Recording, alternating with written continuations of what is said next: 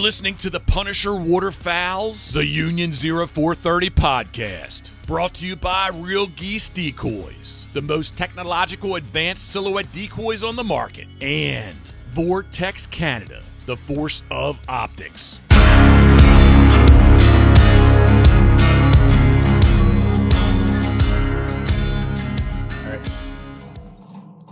Hey everybody, welcome back to the Union 0430 episode 60.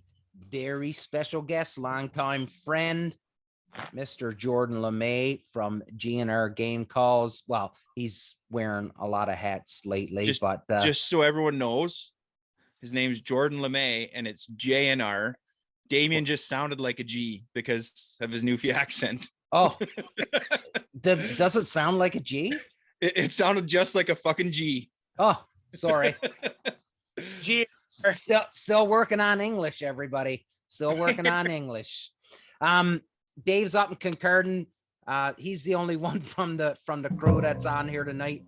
Phil's working. Ryan and Mark are off gallivanting doing something. I have no idea. Probably best that we not know what they're doing. So it's just the three of us tonight, but we've got, like I said, longtime friend Jordan Lamay on with us tonight, who we've known for a long time, have hunted with and everything. It's just taken us, I guess, 60 episodes to get him on. So Jordan, all the way. Oh, and I got to mention this, all the way south of the border. and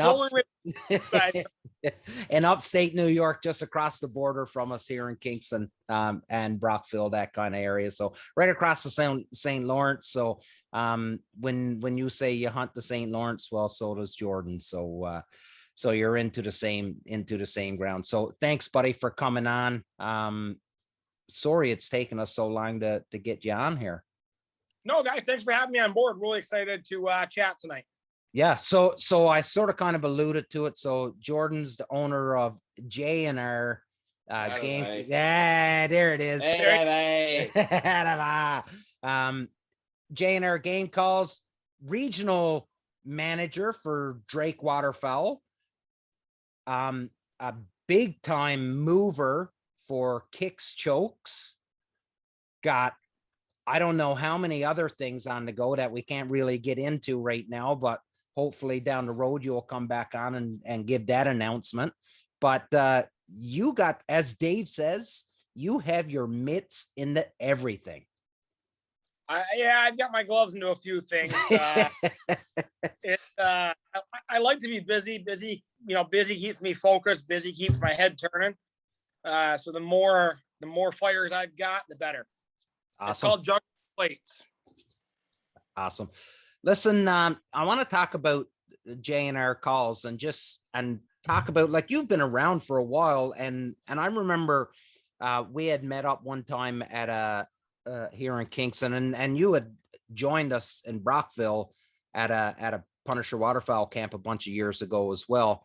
And I remember talking to you, and we were talking about J&R Calls and stuff, and I said, you're so eager to come over on this side to do hunting and stuff like that. And you had said, well, yeah, you guys are a big customer of mine. So of course I'm coming over and just tell us about your mentality towards your calls. And it's not just duck and goose calls, like you do turkey calls too and everything. So, tell us a little about J&R Calls.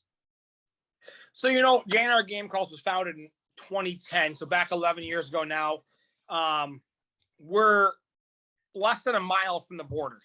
If I walk out the call shop right now, I can see Canada. So, naturally, the border kind of never existed growing up, where we would go over for dinner. We'd go over for the weekend up to, there was a big hotel in Ottawa. So the border wasn't there. And with that, years ago, our season would close early in December for waterfowl, and we still have a lot of season left as far as birds freeze up. So we started looking at getting a Canadian license, and that's kind of where the market just opened up the doors. We made a few great connections in the Kingston area. Partnered with a television show in 2013 as executive producers, and we've been rolling north ever since with our different boats over the years, trucks, trailers. Canada is where we spend most of our fall. Mm-hmm. And when you talk about that, like how you used to have a short season, it just blew my mind. And you're explaining to me the first time we met, and you're like, and then you showed me where your call shop is on a map relative to where we were. And like, you could pretty much piss across the lake there, or the Lawrence. And you're like, all you have to do is cross and you're into Canada, and they're still hunting, but you're in New York. So you couldn't. It was just like, that was something that just blew my mind when you first mentioned it. So, to give you a little explanation of how close I really am, last fall, our season closed December 6th. Border was closed. We had our best season ever. We were shooting 3 and 4 man limit whistlers. It was 60 degrees out in November. We had our best season. We were on the birds, and the border was closed, and our season closed. We hung our hats, put the boat away for the winter, had lots of other stuff to do. But between Christmas and New Year, again, my shop is about a half mile from my house, on the other side of my family's property. And I woke up one morning between Christmas and New Year and heard the Canadians, heard you guys pounding on the ducks. And I messaged a buddy of mine, Corey Alkerton, and I said, "Hey, how was your hunt?" And he goes, What do you mean? I said, "I heard you shooting them this morning." He goes, "Yeah, hey, we weren't too far from you." So, I am that close where in the morning I can hear the Canadians pounding on the birds. Well, I also, my story on how close you were was a couple years ago. You were at a Punisher camp that we were holding down in Brockville, and you had come up strictly to hunt geese in the field. And then Saturday evening, you said, "Well, I'm going to go back, pick up my boat, bring it here, and then we'll hunt the next morning in the boat." And I'm like, "Really?" I said, "You're going to go all that way?" And you were like, "All that way? It's literally like, I'll be back here in an hour." And I'm like, "What?" And so you did. You like left Brockville, drove, picked up your boat, and you were back within an hour. And I was like, "This is wicked." And everybody was pretty excited to see that boat as well. Well, yeah, that was probably the most memorable boat trips I've had. Man, we were loaded. I think the best story from that whole boat trip is we're staying at a hotel, and Jordan, were you police auxiliary down in the States there? Or what were you doing back then? State trooper. I had just left the state police, I believe, back then. Just left state police. Jordan goes back, gets his boat, comes back, and people that are staying, like, marijuana is legal at the time. It just became legal, and people are staying at the hotel in a different wing than we're at. And then all of a sudden you just smell like pot everywhere. And he's like, "What in the hell?" And I'm like, no, we're legal here, buddy. And he's like, "Oh yeah." Yeah. The devil's lettuce is good to go here, buddy. Yeah. A little wacky tobacco. A little wacky tobacco. That's right. And we're talking about your boat like it's just any old boat, but that thing is a behemoth. Yeah, it is. Like, they make rides at Canada's Wonderland just for that boat. Yeah. We call it the Whistler. It's a 2472 Mod D modified John with a 175 Evinrude 2-stroke on it. We did a little bit of work to it. Like, it's no Jeff Coates boat, but it's definitely bigger than maybe Phil's boat. Whoa, come on. Definitely bigger than Phil's boat, though, eh? Yeah. Oh yeah. Yeah, because Phil's is only 18.5 feet, right? I don't know what Jeff's got, like, well, what he calls it, the world's largest duck boat, right? Yeah. So I don't know. No, I got the pleasure of hunting out of it that day. Yeah. And that thing I was quite surprised at how well you guys were able to maneuver it and handle it. And it's got a full on blind all over it. It was a treat to just hunt out of that. That was for sure. I think that was the day we had the most people on that boat ever. And it was a little sketchy coming back, if you remember, right? Yeah. Yep. There were some fellas that hit some bucket list birds on that hunt too, right? Like Sean Norris. Sean Norris got his first Buffy. Yep. Greenside got the grant, didn't he? Yeah, Greenside got now across from Cardinal. Yeah. So yeah, like it was a good hunt. And then, it was sort of out of the blue because no one was expecting to be on the St. Lawrence. And then you show up with the arc there, and everybody piles in, and 2 by 2, everybody piles in 2 by 2, and off you went and shot some shot some divers. So it was good. And yeah, so get just to talk a little bit more on just how close you were to the Canadian border. Yeah, not far at all. I mean, we go over there for, kind of a comical story. I met my wife when we were dating. She loves Starbucks coffee, and the closest Starbucks to me is an hour and a half south into Watertown. And I found a Starbucks in Brockville, so I ran over to Brockville to get my wife a coffee. Let's just say your Canadian, your customs agent wasn't too impressed that I had to cross the border and leave a country to get a coffee. You know what? I find our border guys are just sticks in the muds compared. Your guys are just, hey, what are you doing? I'm going here. Who are you going to see? Going to see this guy. Why? Because of this. Okay. And off you go. You come into Canada? No, not so simple. I hate to, badmouth anybody in that job, but I think sometimes I think the Canadian guys and the US guys deal with a lot of people that are just aren't being truthful and whatsoever. So right. They're just doing their job, but yeah, sometimes it can be difficult, as I've learned. Yeah. There's always that one asshole that ruins it for everybody else, right? Absolutely. 100%. Did you guys need me? What? Sorry, I wasn't. Thought you were talking about the asshole in the group right now. Bad guy out. Yeah. I have no idea what you're talking about right now. Yeah, I know. So Jordan, you make duck calls and goose calls and turkey calls. What got you into doing that? Like, why'd you start? Like, one day you just said, "Oh, I want to be a call maker." So, back in 2010, my winter break freshman year of college, I was bored at night, had a few too many beers, and decided to go down and play in the wood shop. And I'm playing on a lathe in my I was living with my parents still, and playing on a lathe in the wood shop, and turned what looked like a duck call, drilled some holes into it, ran upstairs with a blind bag, ripped apart a duck call that I had, and got it to quack. And it was an addiction from there. Started making it for my friends, getting them tweaked up, getting them right. And then basically I just spent too much money on stuff to not try to get it back. And then when, like I said, in 2012, 2013, when we got asked to be, executive producers of a Canadian waterfowl hunting show, one of our now elite staffers really blew the market in Canada open for us. Yeah. And you have a very wide range of calls. Do you want to just go over what you have so people can know? Yeah, sure. So I've got, I got my basic lines of calls, my total chaos, my total mayhem. They're polycarbonate duck and goose calls. Walking up the ladder, I've got my, my mid-price goose call, my mid-price duck call, and then I got my all acrylic calls as well for waterfowl. For grunt calls, for whitetail, I've got, a grunt call.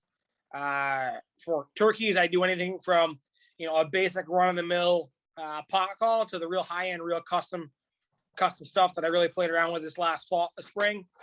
And then the same for everything else. I've got a whole variety. And these things sound beautiful too. Mm-hmm. And they look really nice.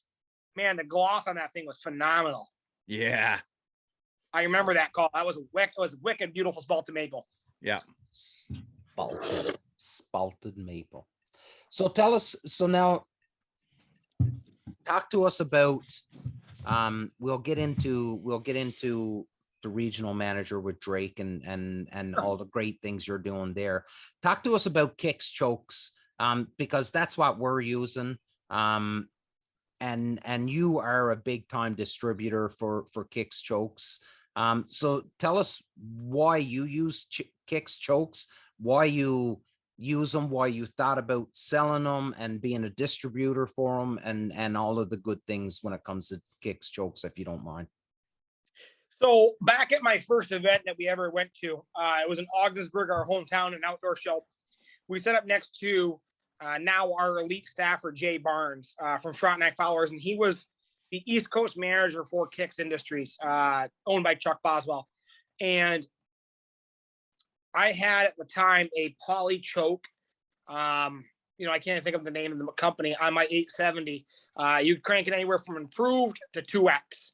And he kind of gave me a good chuckle when I told him that. And he goes, what gun you shoot? And I told him, the old Remington 870. He goes, I'll get you a new choke.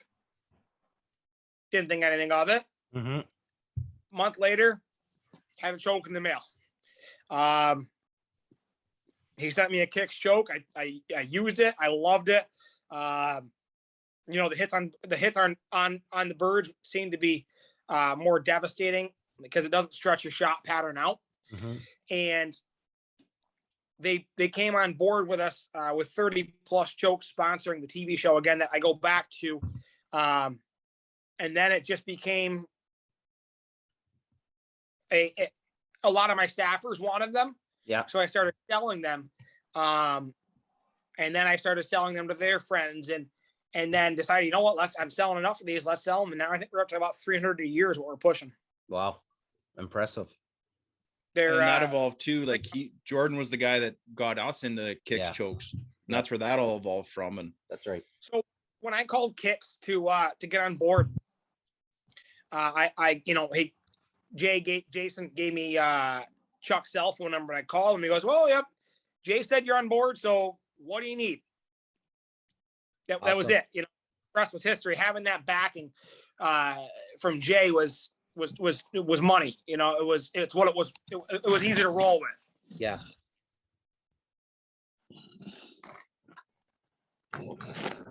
So now Drake. So there's a lot, and I get it. There's a ton of, I shouldn't say a ton, but there's a number of companies out there that's doing, clothing and merchandise that's geared toward the waterfowler. I really can't think of a company that's been around as long as what Drake has been around. Like, they've been around forever doing this, right? And they're just they're just even keel, just always doing their thing, right? They're there in the market. They've got a pretty good market share of the waterfowl industry. They're growing their non-typical whitetail and big game brand. They're bringing their old Tom technical gear into the market even bigger next spring. Mm-hmm. And then, there's a lot of great things coming in the future. Probably really can't talk about, but of course, they're definitely bringing some great things to the market in the future. And they're bringing their old McAllister line back, which was really missed when they took 2 years. And it's a great brand. Back in 2010, 2011, we went to a youth event down in Chaumont, New York, about an hour and a half south of us. It was at kind of a high fence resort, and the high fence resort, they owned Otis Technologies and a few other large outdoor brands, and they've got a big high fence resort down there. We had a youth event, and I sold a few calls, and I kind of just went to Gander Mountain and bought a pair of Drake waders, my first pair of Drake waders. Couple of years later, my wife, girlfriend at the time, bought me a Drake LST jacket. Mm-hmm. And it was always the product that I looked at in the Cabela's catalog back when, outdoor stores mail catalogs. Yeah, I remember. Yeah, remember those thick fall and spring catalogs? Oh yeah. And then you'd circle everything that you wanted, and exactly. Mom and Dad didn't buy me none of it. No, not at all. So, I still got both. I don't have the waders anymore, but I've still got the jacket. And it was a natural progression. I got introduced to the New York regional director through a company where I worked at the time. He brought me on board as a field expert. And then, like anybody in sales, I pitched my idea to him about taking the door to Canada a year later. And Drake, the makers and shakers at Drake loved it. And the rest is history. A year and a half, up 2 years now in July. Yeah, I guess that's something that we need to touch on. So, like, you are, even though you're based out of New York, you are the Canadian manager, right? So everything that goes on up here in Canada with regards to Drake and product getting into here, everything filters through you. So yeah, I really wanted to touch on that because just to show just how important you really are. So a lot of it goes through me, the direct sales through their website, but anything store wise, yeah, like Pat at Canadian Waterfowl, yeah, none of his stuff goes through me. The stuff from that's Cabela's right. through me.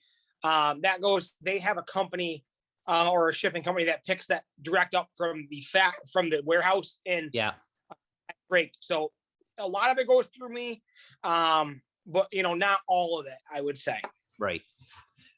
So what's your big plans for this fall now? Let's hope that travel back and forth the border is going to happen. Do you have anything on the back burner right now planned for on the Canadian side? I know being on the river, but actually on the land up here. So with the uncertainty in the border, I kept 3 vacation days open at work. I have a few hours reserved at work to still schedule. I got to use them by January 28th. So it kind of falls in perfect with waterfowl season. Yeah. The wife likes to think that I'm going to kind of save them for, holiday weekends and whatnot. And I guess my holiday weekend is kind of a planning for the waterfowl hunting. If the border opens up a little more loosely, yeah, I'm definitely going to make a trip to the Kingston Napanee area to see a few of my elite staffers and my staffers up there. Yep. We rent a cottage on the lake near. Who's freezing up, me and make a whole week of it. Who's freezing up? Is that me, Dave, or is it Jordan?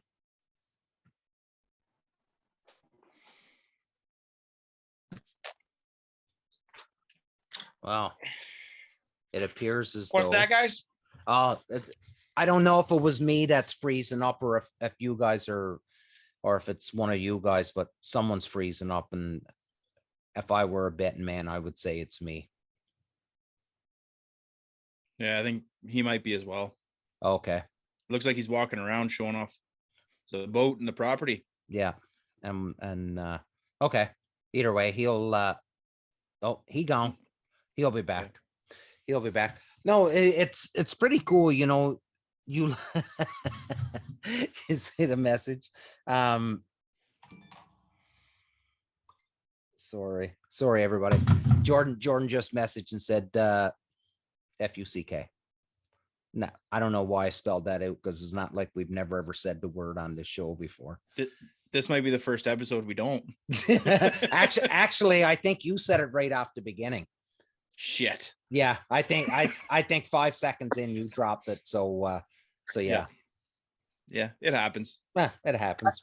I'm back, guys. Yeah, it's all good, buddy. That happens to me all the time. Yeah, Verizon told me I was in Canada and I lost my high-speed internet, so I had to walk out the shop. It's like when I go over to Wolf Island, it says that I'm in the States, and yeah, it says I'm in the States, and then my wife is calling me and she's like, I just got something from Rogers. Says you're in the States. I thought you were over on Wolf Island. Yeah, I am. Trust me. I'm just really close to the border. That's all. Yeah. You still there, Jordan? Yeah, I got you guys. Yeah. So you're big into the deer hunting too, and you got that big deer property that you do. Yeah, so we've got our deer camp. We're doing it again this fall. Not as much commercially, but with some friends. It's some big property where we set up our deer camp. We set up an outfitter's tent from Cabela's, the Cabela's alternate tent with a Camp Chef stove on top inside, and have a good time for a weekend. Yeah, that's good. So are there any bucket list birds that you have that you haven't got out of that big boat of yours? I'm hunting a pintail hard. I've been looking for a pintail for years. I missed the opportunity 3 or 4 times in Ontario. Mostly my fault. And honestly, never where I even pulled the trigger. Just I should have taken him on that last pass. Wasn't loaded, whatever it was. So probably is my most number one, bucket list bird in the boat. Yeah. Well, if the border opens, make sure you look up Mr. Lockwood there with the chase and tail. Yeah. Yep. Right? They've got a few good spots for some fintail I see every fall. Yeah, he seems to be doing good with it. So. Yeah, we hunt a lot of the same water when we get our boat over there, but I think our boat's a little too big to get in the skinny water and shallow water where he goes. Yeah, that's where the canoes and kayaks come in, right? Leo boats. Absolutely. We've tried a few times to get into that skinny water, and it's Oh, lost him again. I'm here by myself. So yeah, if anybody doesn't know, Jordan has a large variety of calls, and anytime we do a banquet, I'll call Jordan up. I'll be like, listen, I have an idea. My idea is, Jordan, I need 30 calls, just like a basic line. And Jordan's always there to discuss your idea and make it work. So if anybody's ever looking for something like that, give Jordan a call. And yeah, like we did a game where we bought a bunch of calls off Jordan and at a fairly good price. He shipped them to me, and then we sold the calls and used that as a game at our last banquet. So, but yeah, Jordan's been having some trouble there. And with you walking away there, Damien, I was all alone for a minute. Now I can't hear Damien. Sorry, buddy. I had the mic muted. Well, I had a pile of Blue Jays just scream in here and start going nuts. So, which is weird because they were gone for a long time and now they all seem to be back again. But yeah, like, when you're talking about Jordan, Jordan done that retirement gift for me. When I left the forces, he's just a spot on dude and willing to help you out. The beauty about Jordan is that he's easy to get in touch with. 100%. You know what I mean? Like, you can get in touch with him fairly easy and do your chat and figure out exactly what it is that you want. And I guarantee you'll be happy. And it's also one of those things that if there's ever like, I want to carve my own decoy. Well, where do I get wood for that? Yeah. The first guy everyone says is call Jordan Lamay. Yeah. So if anyone's looking for anything, he's probably a good guy to talk to. Yeah, big time. The other thing I'd like to point out is that Jordan living where he does, the reason that Jordan and I were able to meet is because of a Punisher camp. And that is the whole point of these camps, is to bring people from all around together. We're not sitting there and like going through a checklist, like here's our top 5 invites. And no, it's not like that. The purpose of Punisher Waterfowl Camp is to bring good people together that may never have known each other or hunted together. And that's exactly what it did. Yep. So 100%. That is 100% the reason why we do what we do those camps. And you look back at all of the relationships that we've made over the last few years, and it's all been because of those camps. And so yeah. You back there, Jordan? He's froze up again. No, froze up again. Yeah. But, oh well, at least it's not just me. At least it's somebody else this time. Keep on cutting. He's saying it keeps on cutting out. It's all good. It's all good. But yeah, like just a little bit of a different show. Everybody, for people that are listening, and it seems like, remember last week when we done the show and you said, oh, this episode's going to be dirty, and it was actually a good show. This one is going to be dirty. This one's ugly. Yeah. This one is one's just ugly. It's just a 3 dressed up as a 9. That's all this is. Yep. So yeah, is Damien, have you made any plans for camp number 2 yet? No, not yet. No, just because that's a big question we're getting asked. Yeah. So I just figured we could talk about it here. Yeah, no plans. Yeah, absolutely. It's going to be, the second camp will be a veterans, first responders hunt, and just like the first one, there'll be 0 notice given. and it'll be announced on social media, and we'll be taking, 10, 12 people. And if the first camp was any indication on just how popular these camps are, you best be ready, because like I said, 4 hours, and really I think we were sold out before 4 hours, but it was 4 hours by the time the money actually got into the deposits actually got in. So there he is. I think he's back. I think there he is. He's in the side by side. He's driving around that side by side. Like, yeah. Can you hear me now? Yeah. Remember that old commercial? Yeah. That was Verizon too, I believe. Oh, I don't know.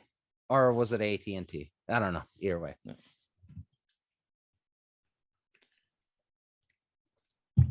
He's all. He is doing that. Yeah, he's all fucked up. Yeah. But yeah, so the first responders camp, but we've got a couple other things that's on the go, and it's it's pretty awesome when I talk to people and they're like, man, it seems like Punisher Waterfowl is doing good and things are happening and stuff. And I'm like, yeah, man, it's good. We're doing good. And now, like this morning, I sent you a message. I'm like, hey man, can you get some time off so we can go here and do a hunt with this person, because they want us to come hunt with them, and we really should, because they've been big supporters of us. So now it's getting to the point where yeah, we're getting asked a lot to go places and do some things, and it's great, and we love it. The problem is trying to find the time to fit it all in. That's the tricky part, and by no means am I complaining, and please keep the invites coming. But it's so funny. I started the brand for that very reason, to get invited to go hunt with people. And now I can't get out to go hunt with everybody that I want to go hunt with now. So, So maybe another thing we should talk about, Damien, is any update with Lander, because I don't think we talked about your little event there a week ago or 2 weeks ago. Yeah, well, she got her first pass. She done her first pass on her junior hunter. I didn't think she was going to have any issues with the junior hunter. She's good, but on her second water retrieve, there was a 5-second period there where my heart went down to my toes, because I thought she was really going to pooch it. No pun intended. But she managed to pull it off, and she done great, and she was awesome. So I'm heading to Newfoundland next week. I'll be gone for 2 weeks and a bit. So Bill Kennedy is going to run her for me to get her final 2 legs, final 2 passes for junior hunter. And then before duck season opens this year, I'll hopefully have 2 passes in the senior hunter done with her. Hopefully, but we'll see. We'll see how it goes. And it was kind of a new experience for me to watch someone as they're going through this. And you could tell that dog is trained, and its tail's going to wag, and it's going to be hyper wanting that bumper the whole time. Yeah. And Damien is nervous as fuck. Yeah. Right? Yeah. It's not the dog. Like it's 100% the handler, which I would have argued with anybody up until I got my own dog, but it is 100%. Like Bill Kennedy says, a fast dog trains slow, and a slow dog train fast. And this is what he says. And Lander is a very, very, so like, if you watch some dog handlers, when they send their dog, they're loud, and they say the dog's name, and I've got to almost whisper it, because if I'm loud or if I seem excited, that ramps her up even more.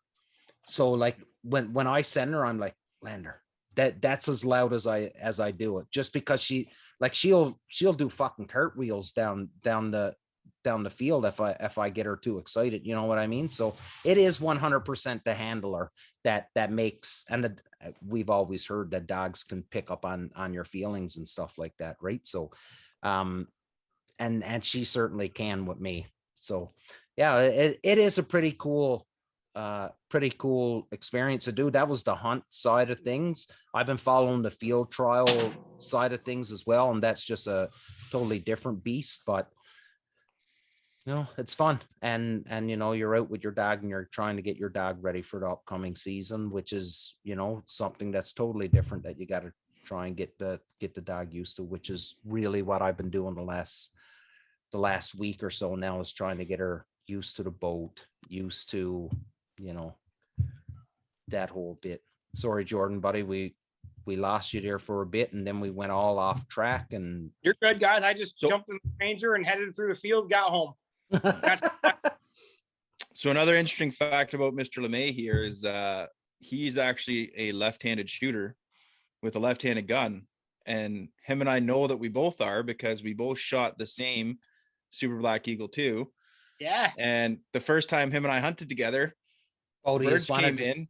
Birds came in, and I go to get up, and I'm like, "Where's my goddamn gun?" Well, Jordan grabbed mine because we didn't know, and mine was the same as his, and he just grabbed it and shot. And then I'm like, "What?" And he's like, "This one feels a little bit different than mine." And I'm like, "Well, yeah, that's because it's mine." Yours. Yeah. But yeah, it was interesting. Like, it's a good. Yeah. I thought you were going to say something about both of you fighting to get on the left hand side there. No, I was just gonna say, like, it's a good thing Jordan picked up the gun. It's probably the first 2 birds that gun ever shot in 10 years. That's Jordan. Something I wanted to ask you, and it just reminded me here when you were talking about the guns. But I'm hearing a lot from south of the border. Just it seems like there's an ammo. Is there an ammo shortage, or is it fellas just making a mountain out of a molehill here? I think I don't know the exact number, but I believe it's right around 1 million new gun owners in the U.S. in the last 3 to 5 years. Add that with the manufacturing delays from COVID, right? You've got an increased supply or a decreased supply. Yeah, increase in demand. Yeah. Cause for unprecedented, 300, 400, 500% inflation on ammo. It's definitely been brutal on the ammo supply, not to mention one of the major manufacturers in New York and a global company, Remington Arms, got shut down and went out of business in the midst of COVID, and our governor just wouldn't let them back open due to COVID. So take one of the 5 major manufacturing companies of ammo out of this equation, increased supply, decreased manufacturing, and extra money for people to spend from COVID cash led for a mess. Wow. Well, I certainly hope it gets all squared away. I keep watching my feed, and I seen a couple fellas on my Instagram feed just saying they lucked out and were able to get a couple cases here and there, and I guess at a reasonable price. So it got me wondering just exactly what's going on. And I think we've talked to some people in the past, and they've been saying that they're expecting some shortages in ammo down there. So has that done anything to the gun ranges down there? A little bit. You're starting to see gun ranges get a little bit busier. But in the midst of that, our lovely state put a huge insurance policy requirement to the gun ranges, because they're dangerous. Oh, so you're starting to see the cost of being a member to a gun range go up, and guys are like, "Oh, I'll just go shoot my back 40," unless you're shooting competition, club games, or skeet and trap. You probably could shoot in your back 40. So it's been weird time lately. Yeah. And like, we don't have that luxury with a lot of the guns here because of the restricted guns. Like, I can't just take my AR-15 into the backyard and start shooting off pop cans. Mm-hmm. Right. That's kind of funny, right? Is one of our favorite guns right now over here to shoot. It's a pellet gun, high-powered pellet gun. And a friend of mine from out of town came up last weekend, and we were shooting in my backyard at 7 a.m. My kids were right on the porch behind us.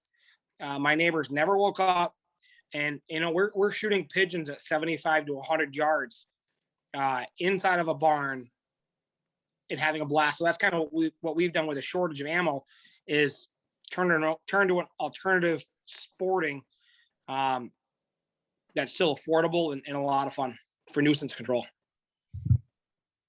Pigeons with a pellet gun. There's guys up here using shotguns on those things, isn't there? Yeah, oh yeah. I would say we've shot no less than 1,000 pigeons in the last month with it.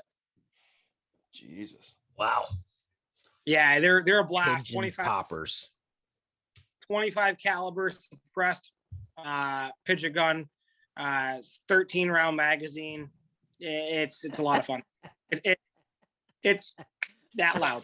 America. These aren't your Love like Love the it. pellet gun I had growing up where you broke it and then you put the pellet in and closed it. Like these are some nice, I've seen them. I'm just making sure people that are just listening can understand. Like, so, we're shooting an FX Dreamline tactical, which is a 25 caliber suppressed pellet gun. It's no louder than a snap of your finger. It's lethal. And of course it's capped with a Vortex optic. We've got the Vortex Viper PST on it. So yeah, it's not your granddad's pellet gun. It's we're shooting sub 1 inch groups at 100 yards. Lethal. We shot a wood duck at 100 yards, fox at 100 yards. Lethal pellet gun. Yeah. I want one. Are we allowed to have those here, Dave? I don't know. That's the thing. You can have them, but over 500, I think it's 500 feet per second. You have to get some kind of, you have to have your gun license, I think. Oh, so very restricted. What's the legality of a suppressed then? So I don't think we can bring a suppressor. I don't know. I don't know that one. So from my limited experience when it comes to this sort of thing, I don't think we're allowed to use suppressors at all. I think the only people that are allowed to use suppressors are law enforcement or military in Canada. So, you see, New York is no different. That's where it's the real weird situation is it's stamped and written for air guns only. And it's a unique threading and fixture that's only to an air gun where now I'm sure if you had a fixed something other than air gun, you'd be in a bad situation. Yeah. But it's specific for an air gun and air gun only. That's why it's legal in New York, because New York State is a very very liberal-minded anti-gun state where suppressors are illegal, but this is an air gun suppressor, so it's a different class. Oh, maybe that might be. I'll just say I don't know, because if someone knows, comment in the comment section and let us know what it is. Yeah, because we're gonna go read the regs, and maybe someone will get it right. I'm not bringing it over to Canada. Yeah, no. Probably a wise decision. Probably. What's that? You guys can come over here and have fun with it. Yeah, one day. Yeah, someday. I'll get over. I can do Cracker Barrel. I can go shoot a crazy pellet gun and buy some Bird Dog whiskey. Makes for a wonderful trip. And that's hunting in the States is wicked, eh? Like you get up at 1 a.m, you hit up one of those 24-hour breakfast places. You go to your blind, you bring some extra breakfast with you. Well, I wanted to come down a couple years ago. Jordan had done a turkey camp down there, and I wanted to so bad to come, but I was still new to turkey hunting and didn't really know if I wanted to come down with a bunch of pros and look like a total amateur. And so I said, I probably set this one out, but if I had my time back, I totally would have come down, because I think it, like, I don't know if you know our buddy Ian McCleary, Jordan. Yeah. You know Ian? Yeah. So Ian's bought a property, I think, in upstate New York. And he just tells us all the time about just how awesome the hunting is down there between his deer and turkey. He's loving it down there. So the hunting, it's really good here. New York's kind of one of those sleeper states that you don't hear a lot about. The turkey hunting has gotten harder in the last 3 years. I think we're seeing a lot more road hunters, a lot of predator control because the fur market's down. And a lot of those factors, dry year last year wasn't a great year for the hatch. This year, too wet of a year, not great for the hatch. I think it's just our numbers could go back up, and then with whitetail, our lack of doe tags in my zone. But they just announced and just released last week that they opened up doe tags back for my zone, and of course I applied for 2 and got denied. Are you on a point system down there? Yeah, so it's kind of one weird, I applied for 2. I have a lifetime license where I bought my license, or my parents bought my license from me when I was 12. So my license costs $600 for the rest of my life. I get it mailed to me the first week of August every year. It comes with a bear tag, 4 turkey tags, a whitetail tag. Fishing, small game, super sportsman. Wow. And I can apply for my 2 doe tags. So naturally, all 3 of my kids have already got their lifetime licenses. Yeah. And if you're less than 4 years old, it's $295. Wow. That's a pretty nice little system there. Like, That is an awesome system. Yeah. So if you're, I think it's 4 years old to 65, it's like $650. And then once you're 65 and older, it's like $425. Don't quote me on the exact numbers, Right. but it substantially drops once you're. geez, you look at like what a bear tag, 4 turkeys, and a buck tag would cost you in Canada, like for a year. Yeah. In Ontario, sorry, right? Like, yeah. But like $600 for Jordan is like $10,000 for us anyway. This is true. What? Yeah, so I think we're at 76 cents to the dollar right now. Something like that. It's nuts for what we get. You get your 2 spring turkey, fall turkey, your bear, your buck tag, and your 2 doe tags. Yeah. Wow. But it's That's quite the opportunity, and yeah. So how are you guys up north in Canada? I should say up north. You guys are actually south of me if you look the way yeah. Longitudinal lines go. Is you guys are actually south of me here. Yeah. Things are good here, buddy. There's no complaints. We're starting to get the geese. Yeah. All the wheat's coming off right now. Yep. Good times. Like I can tell, like when goose seasons come, I have really bad allergies. So like for the first part of goose season, I'm always like half sick with just my nose is all stuffy. Someone's punched me in the throat almost, right? Sure. And I'm starting to get it now, and I'm like, oh, this means the goose season's coming, which means duck season's next, right? So that's awesome. Yeah. I seen I don't know, last evening we were eating dinner and I looked back to the pond and I seen maybe, I don't know, 8 or 10 geese lifting off the pond last evening. I haven't seen any today. But they're starting to move about now, which is good. Which now that I seen the geese yesterday, now I got to get my ass in gear and get that blind squared away over there. Yeah, no, things are good up here, buddy. There's no complaint. Well, there's always complaints, but it's minor. My favorite is the people complaining right now about like I live in a very rural area. Oh man, the town stinks right now. It's like, well, yeah, the wheat comes off, the shit goes on the field, right? Like, yeah, and that's how you get your food. Like, yeah, Jesus fuck. But it's usually only for a few hours too, right? Like a day. Yeah, and I live on 300 acres right behind me of family land, and 20 yards out my back door is a field they just planted 2 weeks ago. So naturally, before they planted it 2 weeks ago, they had to fertilize it. Yeah.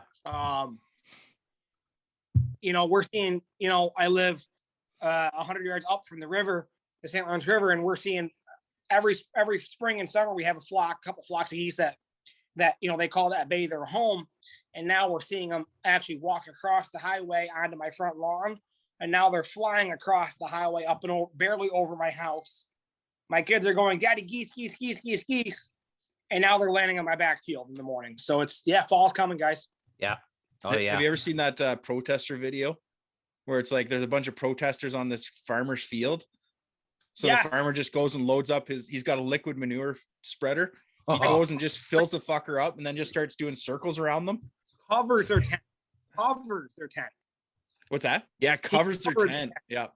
So, but yeah. Yeah, no thanks. No thanks.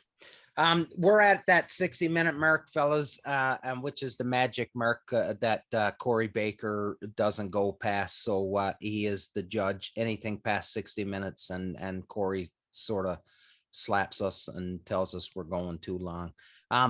Jordan, buddy, thanks for coming on. It was a little bit of a shit show tonight, just with only the two of us. You, my internet crapping out on me a couple times, yours crapping out. Yeah, but All good, guys. It was great to chat with you guys. And, once the border opens up, when we can get together a hunt, maybe we'll do another podcast and talk about our hunt. oh yeah, absolutely. Maybe we'll do one from New York. Let's do it, guys. Inside that big Whistler boat. Yeah, that'd be pretty awesome. Call shop, we can do it. Yeah, that'd be pretty epic, actually. That'd be pretty No cool internet to do. required. Yeah, They no, no internet required. Awesome. All right, guys. Thanks Okay, for buddy. having me. Yeah, no, thanks for coming on, buddy. Absolutely, guys. Have a good one. Yeah. Dave, buddy, we didn't get a chance to do a round the table with Jordan. He was like, yeah, I'm out popping smoke. I'm done. But Jordan's gone. Thanks so much, Jordan, for coming on. And this was episode 60, a little bit of a dirty episode, but we got through it. We don't need Ryan, Phil, and Merck. Screw those guys. We don't 1 in need... 60 is okay, but yeah. I'd like to point out that because Ryan, Phil, and Mark aren't here is why it was so dirty. Yeah. So anyways, everybody, thanks so much for listening, following. Thanks so much for all the messages that we're sending and all the invites that you're sending out to us to come hunt. Listen, we love it, and we are trying our best to make sure we can work it in our schedule to get down. Especially, we've got some pretty good ones, people knocking on our door right now, so making us re-look some of our own personal plans that we've had. So thanks so much for continuing to support us. Like always, we are as advertised. We surround ourselves with good people like our sponsors, Real Geese and Vortex. And we've got guys like Jeff Coates and all those fellas that just support us and who we call our friends and family. So big love. Thanks for listening. I'm getting really long-winded, so I'm going to shut her down right now. Big love. Take care.